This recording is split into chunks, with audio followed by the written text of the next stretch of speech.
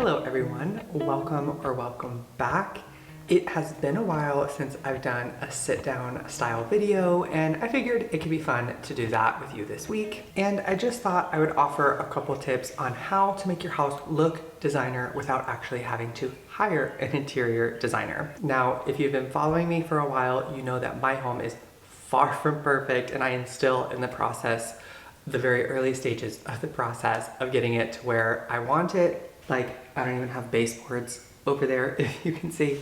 So I just bring that up to say there's nothing wrong with your house the way that it is. These are just some things that I think through when I'm designing a space for someone else or as I'm making over my own home. These are some of the things that kind of run through my mind. If you want to see how I implement things like this in my own home and you're not subscribed, I hope you'll consider doing so. But for today, let's go ahead and dive in. My first tip has to do with rugs. Now, we all know at this point that you want to make sure your rug isn't too small or too big. Like, we all know the whole thing about sizing on rugs. So I'm more specifically talking about having variation in your rugs.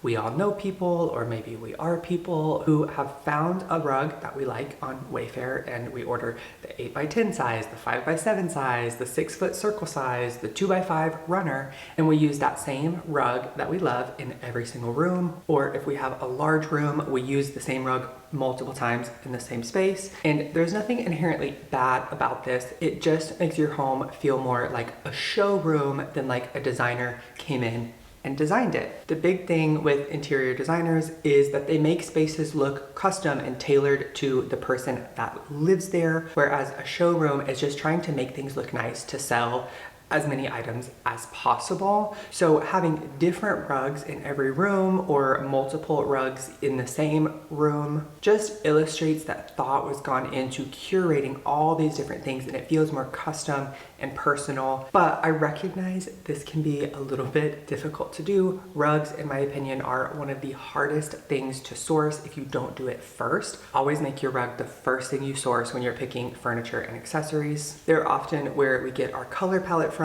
More on color palettes here in a second. But when you're sourcing rugs, you want to make sure they all speak to one another through material or the color palette or the pattern or something. You want at least one element to kind of be woven throughout them. Usually color's an easy one. And the custom thought out part comes in with the material and the pile height. So taking this room, for example, here, I've got my sitting room, my dining room, and my entryway. Because the sitting room is central, I would pick one main rug for that space. I'm thinking of a wool rug for the material in a very neutral color palette, because that's what I'm going for in my home. And something that's a little bit more plush with a thicker pile height. Well, in my dining room right next to it, I want to tie the color in, but not in the same way. I want to keep it a little bit lighter, not as heavy, and use a different material like jute or a jute wool blend with a thinner pile height. That way, if stuff falls off the dining table, it's easy to clean and it serves a functional purpose as well.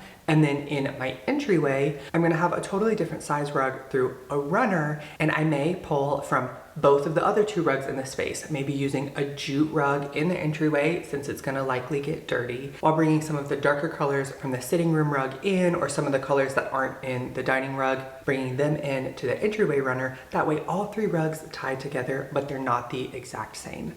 And this goes for all the rugs throughout your house. If they're in different rooms, they can have a little bit more separation and don't have to have as much in common. This works because each space has its own personality, even though they're right next to each other. The same applies for rooms. Each room gets its own personality, but they still tie together.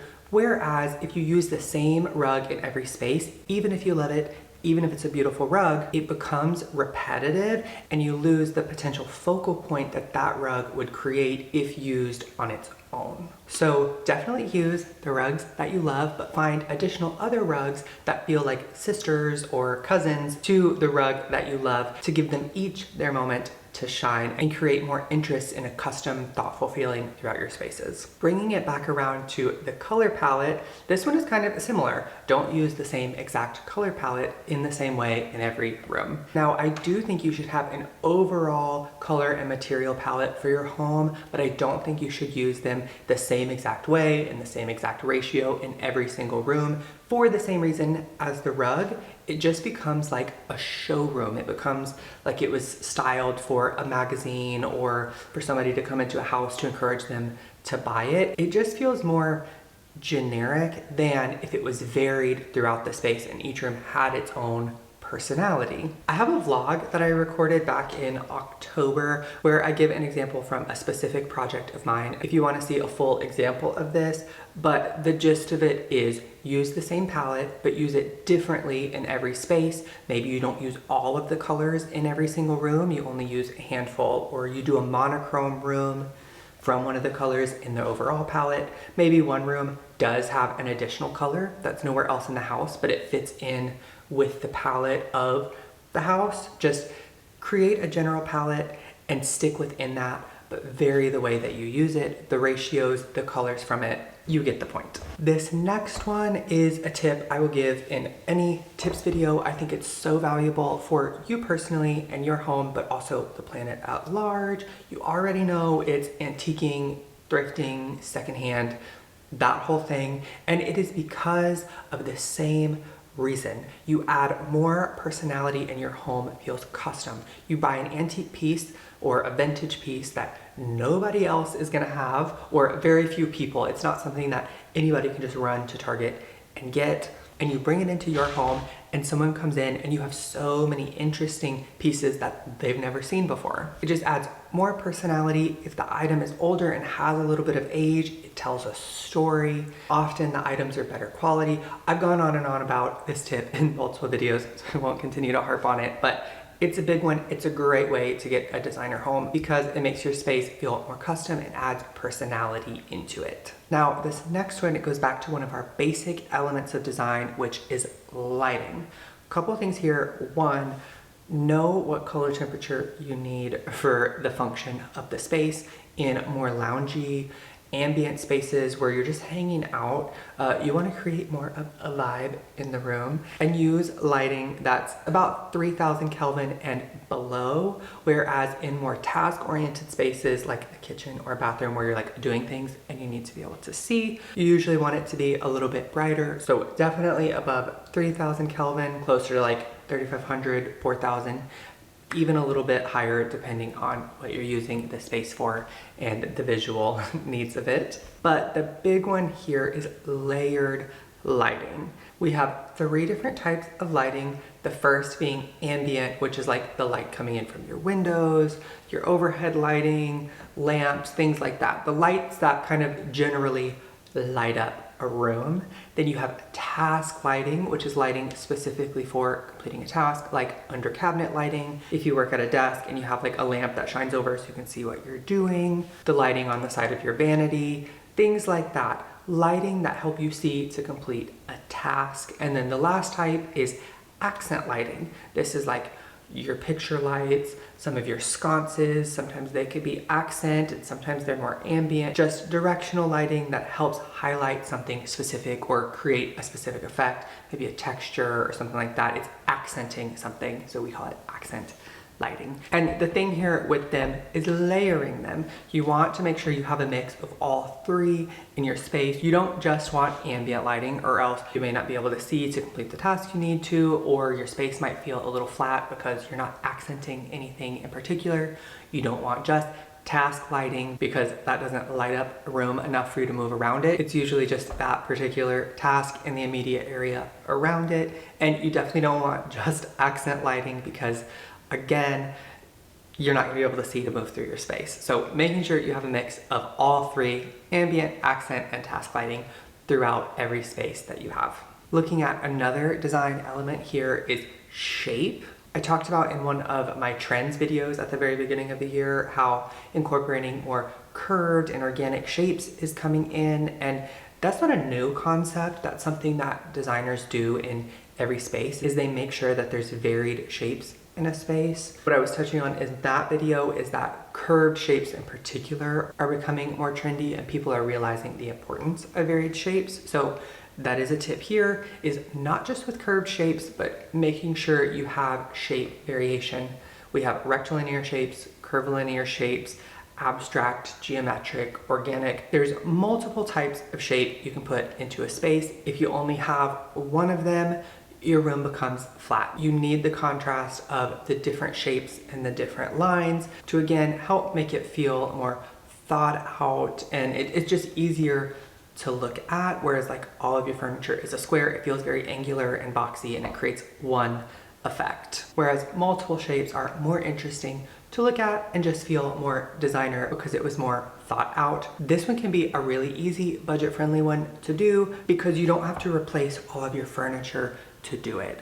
Ideally, your furniture has, a sloped arm here and then a straight back here, or there's variation within your furniture, but if you don't have the budget to replace all your furniture, you can throw in an organic shaped vase, a curved mirror, a different shaped lamp. Like your accessories and your artwork and things like that can help add this variation in without you having to do a whole overhaul of the entire space. Of course, it's ideal to have variation in your furniture as well, but it can be super easy to add some shape variation in without spending a ton of money. This next one can be a little expensive, and it's more for if you're renovating or building a new home or something like that, and that is not forgetting about your ceiling. We usually think about the floors and the walls when we're putting up artwork and rugs and everything sits like eye level, but your ceiling really does have an impact on your space. And if you add something up there that's interesting to look at, it just again helps things feel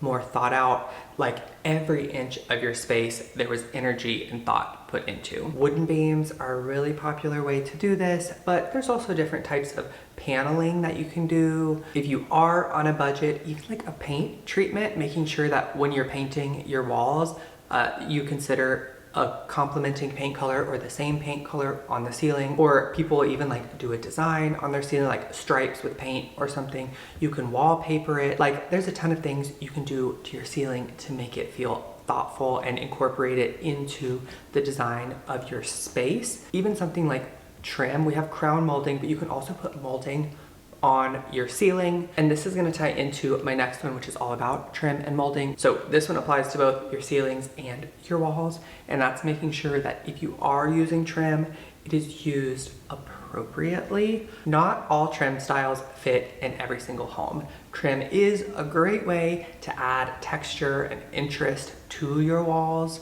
but it does need to make sense. Picture frame molding has become so popular, and for good reason. It looks beautiful, but it does not belong in every space. If you live in an industrial apartment, that's not going to make sense. You want to add interest through texture. You want to add more stone and metal and things like that in. Wall molding can add texture to a space. That doesn't mean it's for every space. The picture frame molding can look great in a farmhouse home, but there are various other trim options that would work better in a farmhouse home that wouldn't necessarily work in any other space. So just when you're using trim, use it effectively and make sure it matches the architectural style of your space. Sometimes no trim, no crown molding, and a simple like flat craftsman style simple board, baseboard are the most effective thing you can do for a space because it lets the other things in the space shine. And this ties in to my last tip, which is knowing where to stop. Know the architectural style of your home and what trim to incorporate. And then just in general, know when enough is enough. This one is one that I personally have a hard time with. There's so many beautiful things out there. You want to cram them all into one space and make them all work. But again, a space becomes flat if you don't know what to look at. This goes back to the rugs. If you have the same rug in every room, it loses its appeal. In any space, if there's too much going on, your eye doesn't know where to look, and each awesome piece loses its appeal because there's too much around it. So just knowing about positive space and negative space and when to leave room for things to breathe so you can take everything in and appreciate the beauty that you've created. Now, this is not an exhaustive list. There's so many other things you can do to achieve a more designer, high-end looking home without hiring one, but these are just a couple of considerations that designers make when they're putting together a space. The biggest thing is not making it look generic or like a showroom or like everyone else's house. It's taking your personality, the things that you like, and bringing them into your space in a really thoughtful, custom way that makes sense for the space that you're in and, more importantly, the way that you live. If it doesn't function for the way that you live, it doesn't matter how beautiful it is, it's just gonna piss you off and you're gonna resent it and not wanna be in this space at all. So I hope these tips were helpful for you. Again, if you wanna see how I implement these in my space as I continue to make it look not the way that it currently does, I hope you'll consider subscribing if you haven't already. Please let me know in the comments which one of these you are the most guilty of. Mine is definitely knowing when to stop. And if you found this helpful at all, please give this video a thumbs up and make sure to come back for more. Until next time, I'm wishing you all my best. Real quick before you go, I'm going on vacation here in a couple weeks, but I still want to get a video out for you while I'm gone. So I thought it would be fun to do a little Q&A. If you have any questions about design, DIY, or you've been around for a while and you want to get to know me more personally, please leave me a comment with your questions on this video. I have a post on my community tab you can comment on, or feel free to DM me on Instagram and I would be more than happy to answer your questions.